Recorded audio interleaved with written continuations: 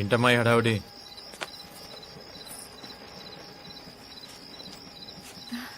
నువ్వేంటే పెళ్లి కూతురులా తయారావు? వివేక్ వాళ్ళ పేరెంట్స్ తో ఇంటికొచ్చాడు. ఓ కంగ్రాట్స్ రా. సంతోషాన్ని పంచుకునేవాడు కాదురా, బాధ్యతలు కూడా పంచుకునేవాడే అన్నంటే. ఉద్యోగం ఏమైంది? అది తలదించుకోవాల్సింది నేను రా, నిన్ను కన్నందుకు. అది కాదు నాన్న, ఇంకో 3 నెలలు టైం ఇస్తే తప్పకుండా యాప్ సక్సెస్. మళ్ళీ ఆ యాప్ పేరు ఎత్తే ఉండేది పగిలిపోతుంది. ఆ పిల్లోడు మంచోడు కాబట్టి దీని పార్కులకి పబ్బులకి తీసుకెళ్లకుండా అతని తల్లిదండ్రులతో మన ఇంటికి వచ్చాడు. వాళ్ళు మంచోళ్ళు కాబట్టి కట్నం లేకుండా కళ్యాణం చేసి పంపించమన్నారు. చెయ్యాలి కదరా, మన మంచోళ్ళు అయితే కనీసం పెళ్లైనా చేయాలి కదరా. కానీ ఎలా? షుగర్ ఈ శరీరాన్ని తినేస్తుంది, బీపీ ఎప్పుడో నన్నే తినేస్తుంది. అయినా నేనెప్పుడు మందు బిళ్ళలు తినలేదు. ఎందుకో తెలుసా? నేను అవి తింటే మీరు 3 పూట్ల తిండి తినలేరేమోనని. నా కండలు కరిగితేనేరా నీకు ఆ కండలు వచ్చింది. నా శరీరం ముడతలు పడితేనేరా నీ ఒంటి మీదకి ఆ ఇస్త్రీ చొక్కాలు వచ్చింది. చేతకాని తండ్రిని కొంచెం సాయంగా ఉండొచ్చు కదా.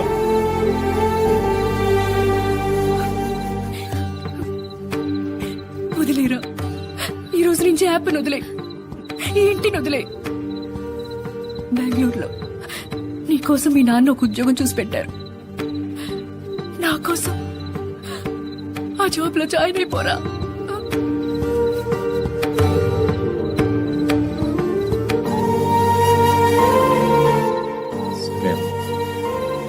సరే, నేను మళ్ళీ వదిలేసి వస్తే నేను ఏ లారీ కింద పడి చస్తా. అప్పుడు వచ్చే ఇన్సూరెన్స్ డబ్బుతో దాన్ని పెళ్లి చేయి.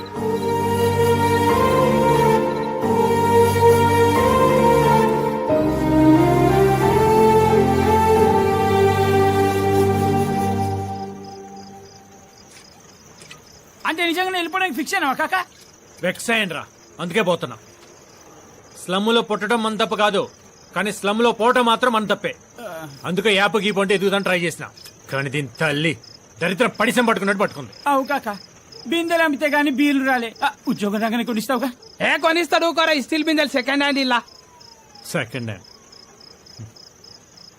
రే, ఈ ప్రపంచంలో ఎన్ని హ్యాండ్లు మారినా సెకండ్ హ్యాండ్ కాంది డబ్బు ఒక్కటేరా.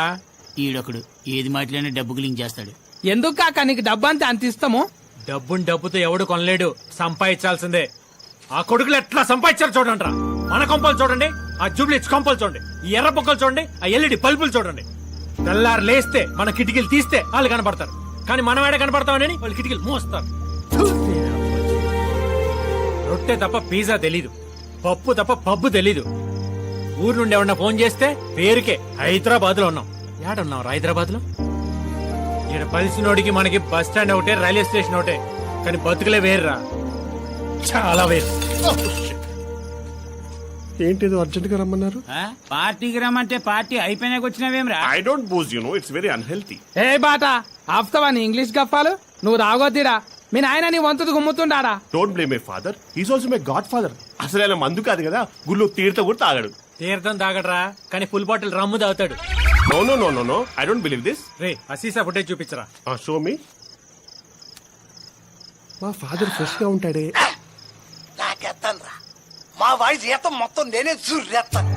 చాయ్ కాఫీలు కూడా తాగని ఎర్రిమానోకని రాడు. నెలకు బస్సు పడితే చాలు పండగ చేసుకుంటాడు. నేను కన్న ఏటీఎం కాట్లాడు. మన అమ్మమ్మ కూడా ధూమపానం మద్యపానం ఆరోగ్యానికి హానికరం, క్యాన్సర్ కారకం అనేవాడరా. రే, మన స్లమ్ రా, వాళ్ళు మారరు, మళ్ళీ మారనివ్వరు. వేయరా. కరెక్ట్ రా. ఈ రోజు నుంచి కిషోర్ గాడు ఈ నల్ల కిషోర్ గారి ఫ్యాన్.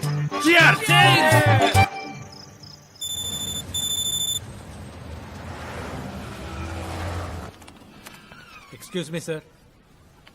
Good morning sir. భజన బేడా కూతుకోళి. నా బయోడేటా సార్. వచ్చింది ఎక్స్పీరియన్స్ ఫేకే కదా. ఓకే లేదు సార్, నా ఒరిజినల్ సర్టిఫికేట్స్ కూడా. వెళ్ళి లాకర్ లో పెట్టుకోపా. ఈడ ఉంటే ఫుగ్గీలు తినేసి నేను టిష్యూ పేపర్ కూడా తుడిచేసుకుంటాను. ఎన్నాళ్ళ నుంచి ఖాళీగా ఏడుస్తున్నా? అది వద్దు వద్దు గుర్తు పెట్టుకోలేనంత గ్యాప్ వచ్చిందన్నమాట. యాక్చువల్లీ నేను ఒక యాప్ తయారు చేశాను సార్. ఆపు, అదొక పెద్ద ఫ్లాప్ అని ఎంజీ రోడ్ లో టాకు. జాబ్కి దిక్కు లేదు గాని స్టీవ్ జాబ్స్ లాగా యాపిల్ బత్తాయిలు అంట. ఇంగ్లీష్ వచ్చా? అర్థమవుతుంది సార్. నీకవుద్ది, నువ్వు మాట్లాడితే అవతల వాడికి అవుద్దా? అసలు నా నేచర్ ఆఫ్ జాబ్ ఏంటి సార్? అది ఫ్యూచర్ లో తెలుస్తుందిలే గాని వెళ్ళి ఖాళీగా ఉండే ఏదో ఒక కుర్చీలో కూతోపా, నేను ఖాళీగా ఉండేటప్పుడు పిలుస్తాను.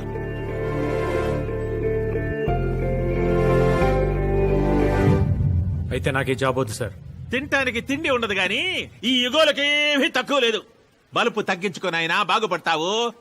ఒకసారి లేవండి సార్. ఏమి కాలికి దండం పెట్టుకుందువా? లేవండి సార్ చెప్తాను. లేచినాను, చెప్పు. ఈ బస్తా తగ్గించడం కుదురుతుందా? చచ్చినా కుదరదు. నా బల్బు అంతే.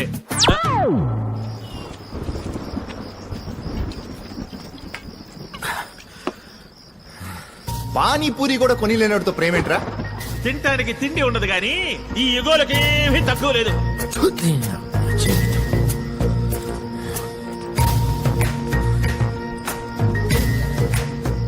जिंदगी के साथ भी जिंदगी के बाद भी.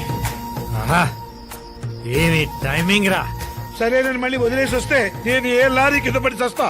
అప్పుడు వచ్చే ఇన్సూరెన్స్ డబ్బుతో దాన్ని పెళ్లి చేయి. నువ్వెందుకు పోవటం? నేనే పోతా.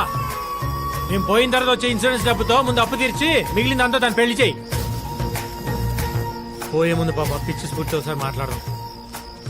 సిగ్నల్ కట్, పర్మనెంట్ గా కట్. ఆగల బ్యాగేజే వదులుకున్నా, ఇంకా బట్టల బ్యాగేజ్ ఎందుకు? కూర్చోమండి. ఇది పుట్టకారులో ఉంది. పో పో పో పో. ఇది పెద్ద బండిలాగా ఉంది. చావు కూడా సమ్మగా ఉంటుంది. ధరపై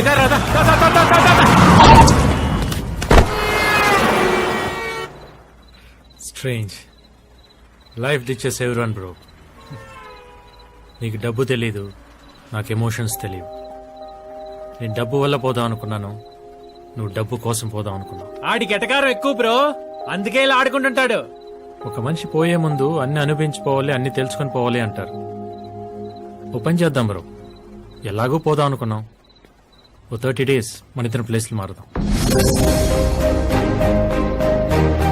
ఆకలి, బాధ, కష్టం, కన్నీరు, ప్రేమ, సంతోషం అంటే ఏంటో నేను తెలుసుకుంటాను. ఆస్తి, ఐశ్వర్యం, కార్లు, షేర్లు, టూర్లు, లగ్జరీస్ అంటే ఏంటో నువ్వు తెలుసుకో. ఏంటి బ్రదర్ నువ్వు అనేది? నిజంగానా? ఎస్. కానీ నీ ఇంగ్లీషు, నీ యాటిట్యూడ్, ఆ హుందా బందా నాకెలా వస్తుంది బ్రదర్? బట్టలు మార్చుకోవచ్చు, బాడీ లాంగ్వేజ్ నేర్చుకోవచ్చు. ఈ ఒక్క నైట్ మన హోటల్లో టైం స్పెండ్ చేస్తే చాలు. Come on, let's go. Okay brother. నా టైం నడుస్తులే అనుకున్నాను బ్రో, కానీ ఇలా రోడ్లో రోలెక్స్ రూపంలో వస్తుందని కల్లో కూడా అనుకోలేదు.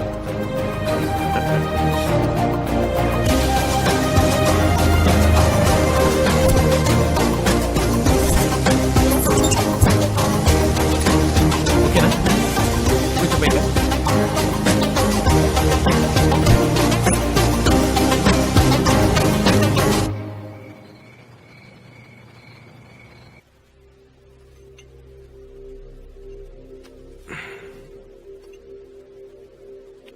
తిన్రా.